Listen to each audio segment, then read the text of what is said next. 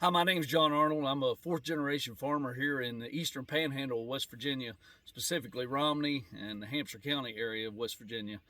And we have a river bottom farm here on the south branch of the Potomac River, which flows into DC and into the Chesapeake Bay.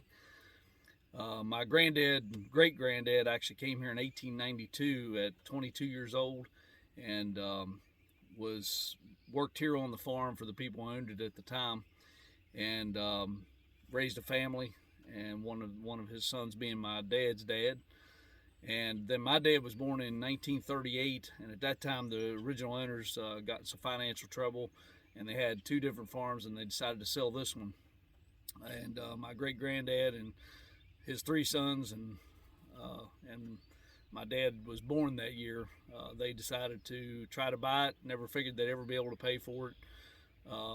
But they didn't really have any other options, so they hunkered down and worked hard and raised some crops and fed cattle, and were able to get it paid off, and we still have it today. Our main enterprises here, we have a spring calving Angus-based cow herd. That just means the calves are born in the spring, March and April. Try to wait till we get through wintertime. Sometimes that works, sometimes it doesn't. But then we sell them we're a part of a co-op here in Hampshire County. It's just a self-made, there's 8 farmers in it, and we kind of help each other out. Go when we're going to work cattle, vaccinate, do whatever. We go to each other's farms and help each other, have some lunch, and discuss the agriculture topics and a lot of other things. And it's very educational, and kind of do it the way they did in the old days, where I heard my dad talk about going up and picking up, 5 or 6 guys that lived up the road, and they come down and help when they would have big projects going on, chopping corn for cattle or whatever, or planting time and haymaking time. So we're trying to do that same kind of thing. It helps with labor, where we don't have to actually pay money. We just we'll go to my farm one day, and another day we'll go to another person's farm, and we just kind of help each other out that way. But besides of our cow herd, of course, we make hay to feed the cattle through the wintertime. We also raise some sweet corn. We raise some field corn and soybeans. A lot of that's for cash crop, and we feed some of it and sell some of it. The sweet corn is probably one of our most popular things that we do here on the Arnold farm, and have grown it since 1940. 2 years after we actually bought the farm, or my granddad, I say we, but after they bought the farm, they started raising sweet corn, and that was kind of big in this area. There was a couple families that raised a lot of sweet corn, and there's still a lot of really good sweet corn raised in this area. The ground's really fertile, and so, like I say, since 1940, every year except 1986, we had a major flood here in November of 85. Historical flood, and the next year we were just cleaning up, and it was just impossible to get crops out. So anyway, other than 1986, from 1940 to today, we've raised sweet corn here on the farm, and about 12 acres of it. It's all hand picked. My granddad was apparently a genius at knowing how to do that, my dad, and he passed it on to me.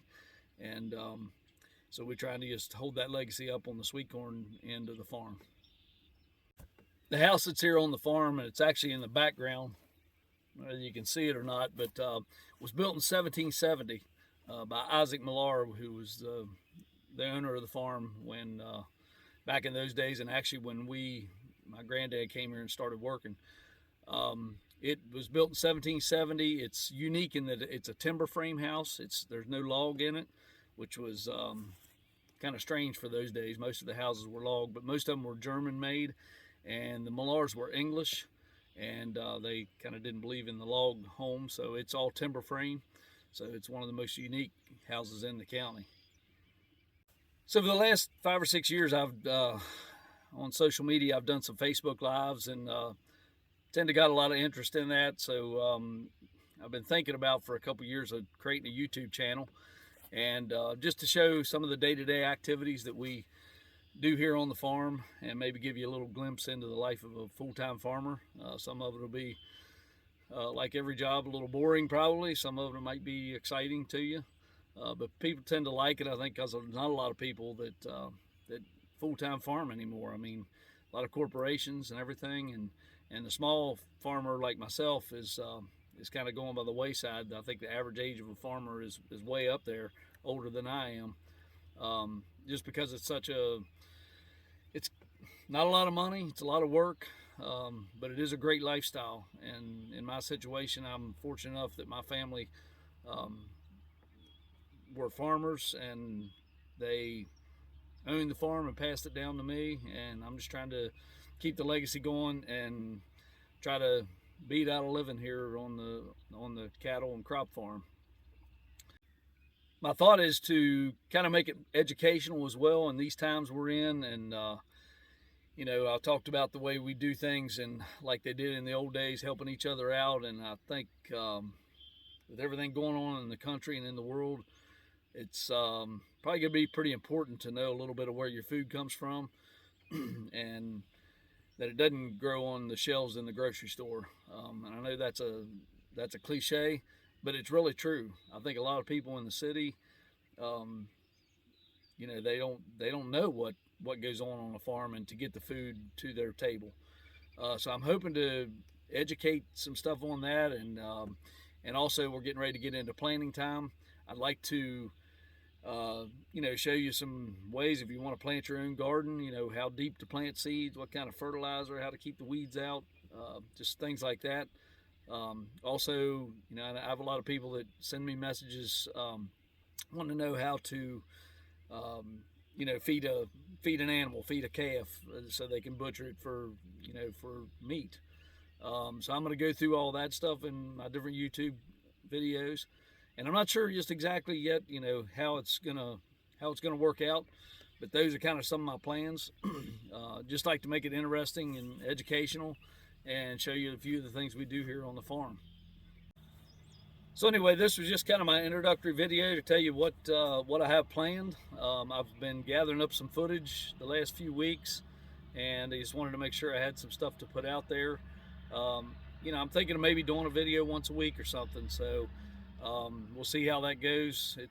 Since I started thinking about it, I've already changed a bunch of stuff of the way I do things, so it's hard to tell where it'll morph into in the next few weeks or months. But I appreciate everybody watching, and if you're interested in it and like what I'm doing, hit the subscribe and like button, and we'll see where it takes us. Thanks for watching.